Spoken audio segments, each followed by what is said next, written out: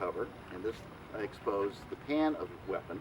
This was just a piece of metal with a depression in it that was welded to the side of the barrel.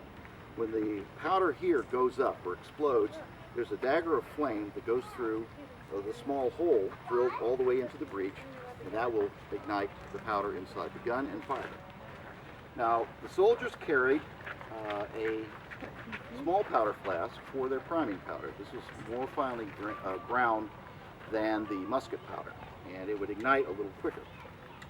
This would be poured into the pan.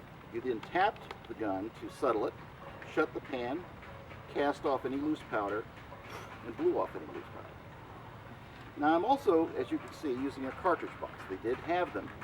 This one is of Austrian manufacture of about 1515.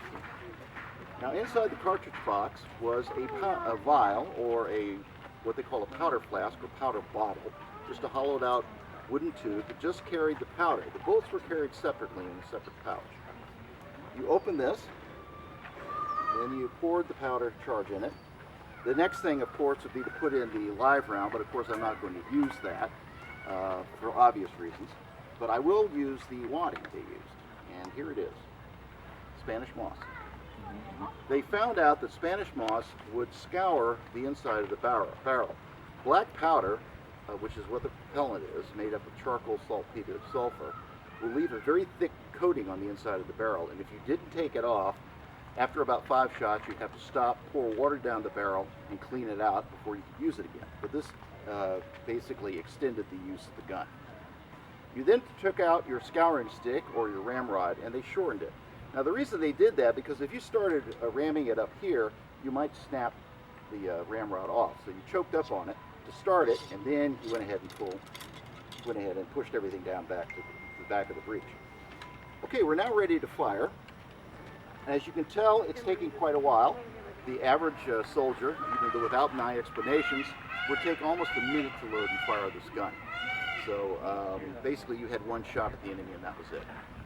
The first thing you did was you turned your head and blew on the match to take off the ash off the coal, and then you set it into the serpentine. You then tested the match to make sure that was going to hit about dead center. Okay, now folks, about this point I'm going to open up the pan and try to fire. Now the matchlocks are notorious for misfiring or premature firing. So I guess at this point it'd be a good time to cover your ears if you don't like loud noises. If you would like to get a picture of the musket going off, here's a little trick for you. Get your shot all framed up. Put your finger near the trigger of your camera. When the gun goes off, you'll involuntarily flinch. When you do that, you'll get the picture exactly at the right time. Okay, everybody get ready. Here we go. Preparen las armas. Apunten. Disparen. Wow.